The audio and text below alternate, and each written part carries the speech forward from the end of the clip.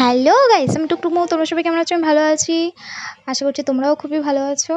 তো আজকে মনসা পুজো, আর মনসা পুজোর দিন আমি সকাল সকাল স্নান করে পাশের বাড়িতে পুজো ছিল, তো সেখানে গিয়েছিলাম রেডি হয়ে। দেখো ঠাকুরটা ওরা কোনো যেখানে ঠাকুর বানায় সেখানে অর্ডার দিয়ে বানায়নি, মানে যারা ঠাকুর বানায় তাদেরকে বাড়িতে আনিয়ে ঠাকুরটা বানিয়েছে। বাড়িতে বসেই বানানো হয়েছে ঠাকুরটা, খুব সুন্দর হয়েছে না? তো ওদের বাড়িতে খাওয়া দাওয়া করার পরে আমরা সবাই রাত্রেবেলা, তো প্রচুর ভিড় হয়েছিল, কেননা রাত্রেবেলা ওরা রয়নি গান দিয়েছিল, একটা যাত্রাপালা হয়েছে। তো এরকম যাত্রাপালা আমি কখনো দেখিনি।